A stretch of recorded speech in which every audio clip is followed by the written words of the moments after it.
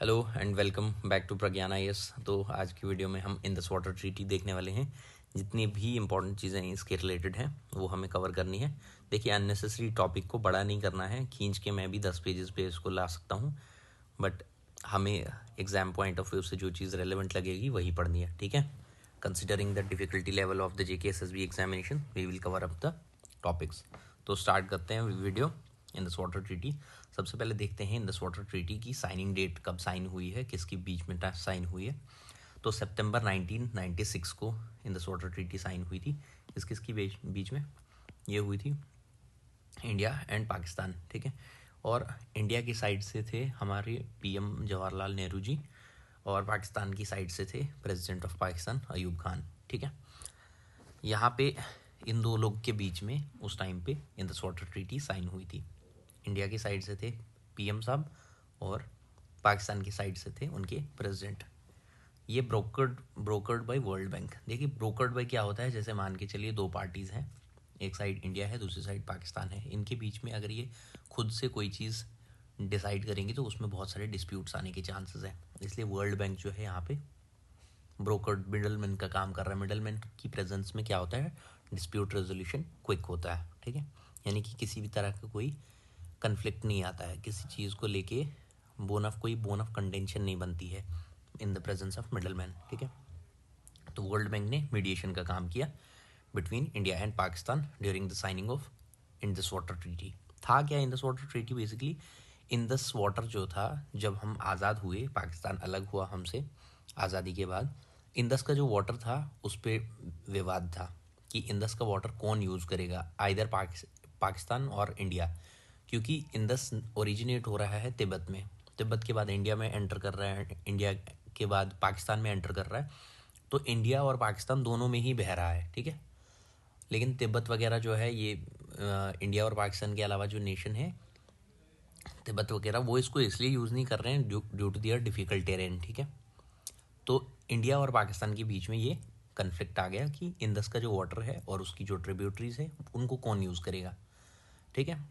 तो अब क्या है, 1960 में ये चीज़ डिसाइड की गई कि हम एक ऐसा मैकेनिज़्म बनाते हैं जिसमें हम वाटर को डिस्ट्रीब्यूट करेंगे दोनों पार्टीज़ के बीच में, इंडिया और पाकिस्तान के बीच में, ठीक है।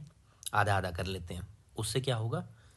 कन्फ्लिक्ट नहीं होगा किसी तरह का। और ये वैसे भी नेबरिंग कंट्रीज़ हैं, तो जितना कम कन्फ्लिक्ट होगा उतना दोनों की सोशो इकोनॉमिक डेवलपमेंट के लिए बेहतर होगा, ठीक है। तो इसलिए इंडस वाटर ट्रीटी साइन की गई थी। कब की गई? 19 सितंबर 1960 में। किस किस के बीच में? जवाहरलाल नेहरू एंड अयूब खान के बीच में, ठीक है। ब्रोकर्ड बाय मिडलमैन कौन था? वर्ल्ड बैंक, ठीक है। पर्पस क्या था? To allocate the water of the Indus river system between the two countries and establish cooperation for peaceful water sharing, ठीक है। पीसफुल वाटर शेयरिंग के लिए इस चीज़ को लाया गया था। अब देखते हैं डिवीजन ऑफ रिवर्स कैसे डिवाइड किए गए हैं। तो जो हमारे वेस्टर्न रिवर्स हैं, ठीक है, ऐसे हमारा झेलम इंडस आता है, उसके बाद आता है ऐसे झेलम मिलता है, ऐसे चिनाब आता है फिर, ठीक है। उसके बाद है रावी, उसके बाद है बियास, उसके बाद है सतलुज, ठीक है। ऐसे हमारे ये 6 रिवर्स हैं। और इन 6 रिवर्स का क्या है? जो वेस्टर्न वाले हैं, यानी कि ये इंडस, झेलम एंड चिनाब, ये 3 दिए गए हैं पाकिस्तान को, ठीक है। इंडस, झेलम, चिनाब, ये 3 पाकिस्तान को एलोकेट किए गए हैं। जो ईस्टर्न साइड वाले हैं, रावी, बियास, सतलुज, वो दिए गए हैं इंडिया को। रावी, बियास, सतलुज, इन 3 का जो वाटर है उस पर एक्सक्लूसिवली पाकिस्तान का ये अधिकार है, और जो ये 3 है, रावी, बियास, सतलुज, इन पे इंडिया का अधिकार है, ठीक है। ऑल दो इंडिया जो है इन रिवर्स को यूज़ कर सकता है, लेकिन ऐसे पर्पजेज़ के लिए जो नॉन कंजम्पटिव हो, जिससे इन 3 रिवर्स के वाटर फ्लो में कोई ऑब्स्ट्रक्शन ना हो। समझ गए बात? ऐसे यूज़ करना है कि जिससे पानी के फ्लो पे कोई कमी ना हो, या पानी का जो वॉल्यूम है वो कम ना हो। ऐसे पर्पजेज़ के लिए यूज़ करना है। और ये वाले जो 3 हैं, इनको अपनी मर्ज़ी से इस्तेमाल कर सकता है, जैसे मर्ज़ी चाहे, ठीक है। देखते हैं कि प्रोविजंस क्या हैं इसके। India's right, India can use the western reverse, western यानी कि जो पाकिस्तान को दिए गए हैं, कौन कौन से? इंडस, झेलम एंड चिनाब, ठीक है। India can use the western rivers for non consumptive purpose such as hydro power generation के लिए, नेविगेशन के लिए एंड लिमिटेड इरीगेशन के लिए। हाइड्रो पावर जनरेशन में भी run of the river projects बना सकता है। जो हम प्रोजेक्ट्स वगैरह बनाते हैं, जहाँ पे हम बिजली वगैरह बनाते हैं, वहाँ पे ऐसे प्रोजेक्ट्स हमें बनाने हैं जो run of the river type हों। Run of the river type में क्या होता है, जो फ्लो होता है ना, फ्लो में ऑब्स्ट्रक्शन नहीं होती है, वाटर फ्लो में, ठीक है, फ्लो रुकता नहीं है, पानी के जो बहाव होता है उसमें कोई कमी नहीं आती है, तो ऐसे डैम्स हम बना सकते हैं, ठीक है। और पाकिस्तान के राइट्स क्या हैं? Pakistan has exclusive rights over the waters of the western rivers for consumptive use. Pakistan उनको कंजप्टिव यूज़ के लिए भी यूज़ कर सकता है, ठीक है। India has exclusive control over the eastern reverse, और ईस्टर्न वाले जो है उन पे इंडिया का एक्सक्लूसिव राइट है, ठीक। अब देखते हैं परमानेंट इंडस कमीशन क्या है। देखिए, अगर किसी भी तरह का हमने एग्रीमेंट साइन कर लिया पाकिस्तान के साथ, ठीक है, इंडिया और पाकिस्तान ने कोई चीज़ साइन कर ली, अब मान के चलिए कोई डिस्प्यूट अराइज होगा कल को, ठीक है, तो उसको कौन देखेगा? उसके लिए एक परमानेंट इंडस कमीशन बनाई गई इंडस वाटर ट्रीटी के ही तहत, ठीक है। इस कमीशन का क्या पर्पस है? The treaty created the permanent Indus Commission with representatives from both India and Pakistan. इस इंडस कमीशन में इंडिया के भी और पाकिस्तान के भी रिप्रेजेंटेटिव्स हैं to handle technical cooperation and address any issue. किसी तरह कोई टेक्निकल कोऑपरेशन होगा उसको भी हैंडल करेंगे, और अगर कोई इशू अराइज होगा तो उसको भी एड्रेस करेंगे ये परमानेंट इंडस कमीशन, ठीक है। रोल क्या है? The commission serves as the first step for dispute resolution and is meant to meet regularly to exchange data and information. देखिए, डेटा और इन्फॉर्मेशन डिसमिनेशन इंपॉर्टेंट हो जाता है। मान के चलिए इंडिया कोई प्रोजेक्ट बना रहा है, तो ये हम पे ऑब्लिगेशन है इंडस वाटर ट्रीटी की तरफ से कि हमें उसका जो डाटा है, इन्फॉर्मेशन है, वो पाकिस्तान के साथ शेयर करनी है। क्यों? ताकि हम जो इंडस वाटर ट्रीटी के टर्म्स एंड कंडीशंस हैं उसके साथ एडहियर करें, ठीक है। तो ये जो हमारा कमीशन है ये डिस्प्यूट रेजोल्यूशन का फर्स्ट स्टेप है, ठीक है, first step for dispute resolution. किसी तरह का कोई डिस्प्यूट आता है तो सबसे पहले in the permanent Indus commission जो है ये उस इशू को एड्रेस करेगी, देखेगी, ठीक है। डिस्प्यूट रेजोल्यूशन मैकेनिज्म है क्या? डिस्प्यूट रेजोल्यूशन मैकेनिज्म ये 3 स्टेप प्रोसेस है। पहला तो हमने देख लिया, पहला है परमानेंट इंडस कमीशन। अगर कोई भी डिस्प्यूट आएगा तो वो पहले किसके पास जाएगा? डिस्प्यूट परमानेंट इंडस कमीशन के पास, ठीक है। Bilateral negotiation between the India and Pakistan, इसमें यही आएगा परमानेंट इंडस कमीशन, ठीक है। बायलेटरल ही होता है ये, क्योंकि इसमें इंडिया के मेंबर्स भी हैं और पाकिस्तान के मेंबर्स भी हैं, तो ये बायलेटरल है, ठीक है। इन केस ऑफ फेलियर, अगर इसका जो डिसीजन लिया गया या इससे एड्रेस इशू नहीं हुआ, जो किसी भी तरह का कोई बोन ऑफ कंटेंशन थी इंडिया और पाकिस्तान के बीच में, यानी कि किसी भी तरह का कोई विवाद आ गया, अगर वो विवाद परमानेंट इंडस कमीशन से सॉल्व नहीं हो पा रहा है, उसके बाद वो रेफ़र कर दिया जाएगा केस किसके पास? न्यूट्रल एक्सपर्ट्स के पास। ये ऐसे चलता है प्रोसेस। देखिए, first step, second step, third step. First step में है परमानेंट इंडस कमीशन। अगर यहाँ पे केस रिजॉल्व नहीं हुआ, फिर जाएगा न्यूट्रल एक्सपर्ट के पास। न्यूट्रल एक्सपर्ट कौन अपॉइंट करता है? वर्ल्ड बैंक, ठीक है। वर्ल्ड बैंक की तरफ से न्यूट्रल एक्सपर्ट बुलाए जाएंगे, वो देखेंगे। अगर फिर भी इशू रहता है then arbitration by an international court, international court में जाएगा, ठीक है। और ये इंटरनेशनल कोर्ट का क्या पर्पज़ है? जितने भी इंटरनेशनल कमर्शियल पर्पज डिस्प्यूट्स होते हैं वो ये देखता है, ठीक है। कमर्शियल इंटरनेशनल डिस्प्यूट जितने भी होते हैं उनकी आर्बिट्रेशन यानी कि उनका डिसीजन मेकिंग, उनको रिजॉल्व यही करता है। तो ये है 3 स्टेप मैकेनिज्म, क्योंकि यहाँ पे फिर फॉरेन नेशंस भी आते हैं, इंटरफेयर करते हैं, अपने अपने ओपिनियंस देते हैं, मीडिएशन करते हैं, रिकॉन्सिलेशन करते हैं, तो उसके थ्रू डिस्प्यूट जो है रिजॉल्व हो जाता है, ठीक।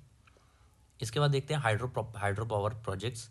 India is allowed to construct hydro electric projects on the western rivers provided these projects adhere to the treaty's technical specifications ensuring no significant obstruction of flow to the Pakistan, ठीक है।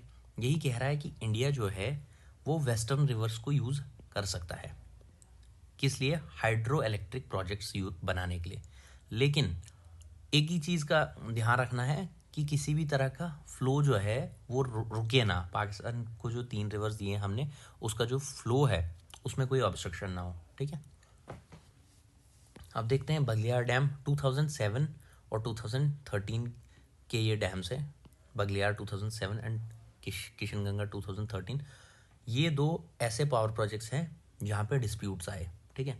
और disputes उसी चीज़ को लेके कि शायद इंडिया जो है ट्रीटी की जो टर्म्स एंड कंडीशंस है उसको वायलेट कर रहा है, ठीक है। लेकिन उसके बाद ये केस गया किसके पास, केस गया पहले परमानेंट इंडस कमीशन के पास, उससे रिजॉल्व नहीं हुआ, देन गया न्यूट्रल एक्सपर्ट के पास।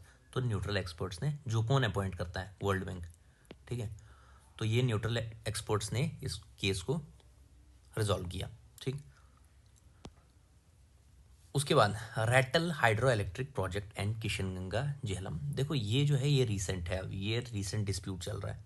और कुछ ही टाइम पहले जो है एक डेलीगेशन आई थी पाकिस्तान से, ये देखने कि ये जो दो प्रोजेक्ट्स हैं क्या इन पे किसी भी तरह का कोई वायलेशन नहीं हो रहा है इस वाटर ट्रीटी का। रैटल हाइड्रो इलेक्ट्रिक प्रोजेक्ट जो है ये द्राबशाला करके एक जगह है डिस्ट्रिक्ट किश्तवाड़ में, वहाँ पे एक हाइड्रो इलेक्ट्रिक प्रोजेक्ट बन रहा है। और किशनगंगा जो है किशनगंगा रिवर पे ही बन रहा है, जो कि एक झेलम की ट्रिब्यूटरी है, ठीक है। इन दो प्रोजेक्ट्स के लिए ये डेलीगेशन आई थी, ये देखने के लिए कि ये ट्रीटी के टर्म्स एंड कंडीशंस का वायलेशन तो नहीं कर रहे हैं, ठीक है। क्योंकि अगर वायलेट करेंगे ट्रीटी की टर्म्स एंड कंडीशंस को तो उससे क्या होगा, इट मीन्स कि इंडिया क्या कर रहा है, फ्लो को रोक रहा है या कंजम्पटिव यूज़ के लिए इस्तेमाल कर रहे हैं इन दिस वाटर, जो 3 रिवर्स दिए गए हैं पाकिस्तान को, ठीक है। तो उससे पाकिस्तान का लॉस हो जाता है क्योंकि वो होली सोली डिपेंड है इन 3 रिवर्स पे, इंदस, झेलम, चेनाब, ठीक है। देखते हैं इंपॉर्टेंस क्या ट्रीटी की। Durability, the treaty has survived 3 Wars between India and Pakistan. 65, 71 और 99 में वॉर्स हुई इंडिया और पाकिस्तान के बीच में, उसके बावजूद भी ये ट्रीटी वहीं पे रही, इंटैक्ट रही, इस पर कोई असर नहीं हुआ। And is considered as a successful example of water sharing. देखिए ये मॉडल जो है अक्रॉस ग्लोब यूज़ किया जाता है, क्यों, क्योंकि ये एक सक्सेसफुल एग्जाम्पल प्रूव हुई है, ठीक है। Vital for Pakistan, vital for Pakistan क्यों है, इंपॉर्टेंट है पाकिस्तान के लिए, क्यों, because nearly 80% of Pakistan agriculture water comes from the Indus river system. Pakistan में जितना भी एग्रीकल्चर होता है उसका 80% इरीगेशन जो है किससे हो रहा है, इंडस रिवर सिस्टम से, ठीक है। तो आप समझ ही गए होंगे कि कितना ज़्यादा डिपेंड है पाकिस्तान इंडस रिवर पे, ठीक है। Peaceful water sharing, the treaty has help prevent direct conflict over water resources despite hostilities. देखिए इंडिया और पाकिस्तान के बीच में इतनी सारी हॉस्टैलिटीज़ हैं, इसके बावजूद भी हमने पीसफुल डिस्ट्रीब्यूशन किया है, पीसफुल डिस्ट्रीब्यूशन किया है वाटर का, ठीक है। तो ये एक अच्छा मॉडल प्रूव हुआ है हमारे पास, ठीक। उसके बाद चैलेंजेस क्या है, climate change, changing weather patterns are impacting water flows. देखिए क्योंकि क्लाइमेट चेंज इतना ज़्यादा हो रहा है, ठीक है, ग्लोबली इम्पैक्ट हो रहा है क्लाइमेट, तो उससे क्या हो रहा है, जो वाटर फ्लोज है वो भी इम्पैक्ट हो रहा है। Rising concerns about the treaty's future sustainability, अगर किसी भी तरह का कोई फ्लो में इंक्रीज या डिक्रीज आएगा उससे जो है ट्रीटी की सस्टेनेबिलिटी अंडर क्वेश्चन आ जाती है कि क्या ये ट्रीटी सस्टेन कर पाएगी या नहीं, ठीक है। मान के चलिए कि ऐसे सर्कमस्टांसेस बन जाते हैं कि जो रिवर का वाटर है वो डिक्रीज़ कर जाता है, ठीक है, रिसीड कर जाता है, बहुत कम हो जाता है ड्यू टू क्लाइमेट चेंज, ठीक है। तो उस केसेस में क्या ये ट्रीटी सर्वाइव कर पाएगी या नहीं, तो ये एक सवालिया निशान है, ठीक है, ये एक कंसर्न है। Hydro power tension, Pakistan has expressed concerns about India's hydro electric projects on the western reverse, fearing they could reduce water availability. Pakistan ने ये चीज़ एक्सप्रेस की है, ये कंसर्न्स एक्सप्रेस किए हैं कि इंडिया जो है हाइड्रो इलेक्ट्रिक पावर प्रोजेक्ट्स बना के वेस्टर्न रिवर्स का जो वाटर है उसको यूज़ कर रहे हैं, ठीक है।